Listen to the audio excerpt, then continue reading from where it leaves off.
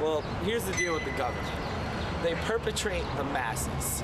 They do exactly what the masses want them to do.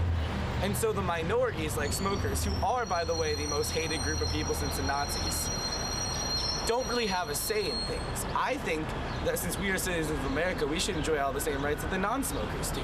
It's just fair. You know, they can go inside and enjoy a coffee. Why can't we? I don't go out as much as I used to. I know that.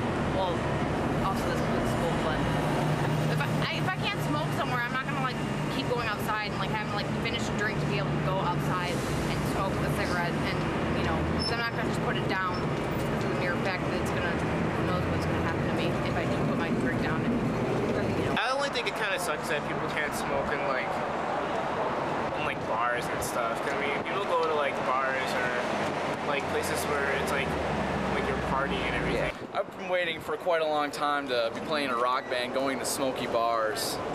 My guess is that most people that go to those bars know what they're going there for and knew what they were getting into. I think it should be left up to each bar individually whether they decide what kind of crowd they want to attract. If a bar is really worried that they're losing money based on people not showing up because they don't want to be engulfed in smoke, that's their decision. If they don't care, that's their decision. I've seen firsthand though that bars are losing money and customers, and it's dead. We pay a lot more attention to the front of the building and the landscape around us. We have to be responsible to our neighbors and just passersby to make sure that they have a clean sidewalk to walk on and things like that, which was always an issue, but is certainly exponentially an issue now. And from a cost standpoint, we have to bring in more staff to kind of police the people that kind of are coming and going constantly to make sure that, you know, they're not leaving with alcohol or bringing alcohol in or leaving with their stuff. yeah, leaving with anything, your stuff, you know, so. I mean, it's just, there's a lot more traffic in and out and in front of the place, and we weren't really sure, you knew that was going to happen, but you weren't really sure how to deal with it. And, but you know, however you deal with it, it's a cost, either manpower or lack of energy.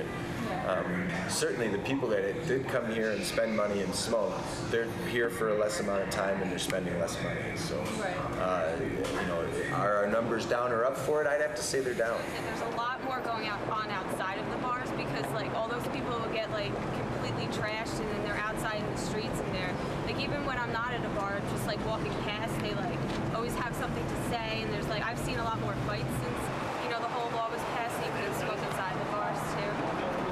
I think, like she said, a major thing is that people just don't go out as much. We're not responsible for people walking by, you know, but generally speaking, you know, no, I don't think that people are any more rowdy outside than they are inside or anything like that. No, I don't. I don't think that's such an issue. I think that as you know, I think for the most part, smokers are pretty respectful. You know, they should have like if people should like. If they want to be in a non-smoking environment, there should be non-smoking bars, and then there should be smoking bars. What kind of solutions do you think they should make so that smokers and non-smokers have kind of the same rights, but they can still stay like segregated? Why not smoking sections? Well, a lot of people say that the problem with smoking sections is that they're not really very secluded. They're just like, there's one side of the bar that's like you can smoke in, the other part you can't, but there's nothing like dividing it. Well, that's where doors come in handy. You see, doors have a way of opening and closing. It's really a fantastic mystery. But when a door is closed, things inside the room typically don't get outside of the room. Then you add in vents and fans that fan upwards, and I mean, really, it's not much of a problem. A closed-off room, like say, you know, off to the side somewhere with a really good ventilation system would be fine. Why not? Or they like do it in hospitals. Or like a heated gazebo. Yeah, why not? I mean, if you're talking about the school, if they want to spend the money to do that, why not? If kids want to raise the money to do that, fine. You know, if it's that big of a deal, that's the case. But, you know, like I said, if it has to do with something where everybody has to be in that room and they don't have a choice, then yeah, no smoking. I think they should at least. It definitely sucks in the winter, and everyone wants to go outside. I mean, especially with this, do you think like the 15-foot policy on every door is like legit? 15 foot? Yeah. Like the law like now is like some buildings, like most buildings say you cannot smoke within 15 feet of the entrance. Really? Maybe a bit much. That may be a bit much. I don't know. I mean, it doesn't really bother me, but I'd say if if I was a smoker, I'd be bothered by it, definitely. With the whole like 15 feet, like sometimes if it's like raining or something like that, like I almost feel like we're being like discriminated against. I mean, you can't smoke 25 feet in front of or 15 feet in front of our door. It's like 15 feet away from our door is 15 feet in front of somebody else's. So If you're downtown, 15 feet away from the building is the middle of the street.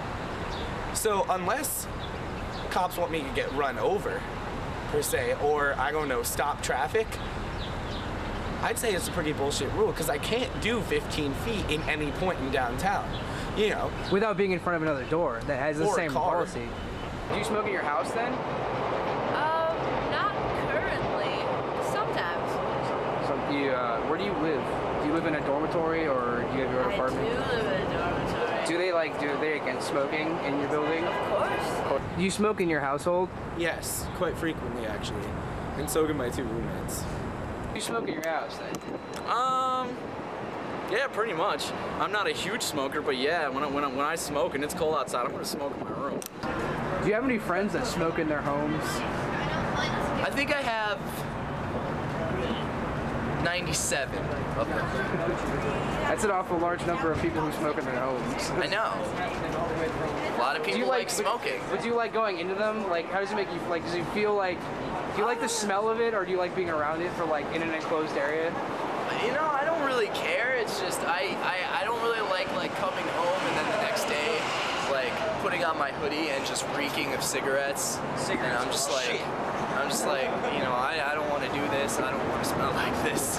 Damn everyone. they say the law's for me. I work 50, 60 hours in a smoke environment, a smoke-filled environment, and they say that the law's for me, and they never asked me.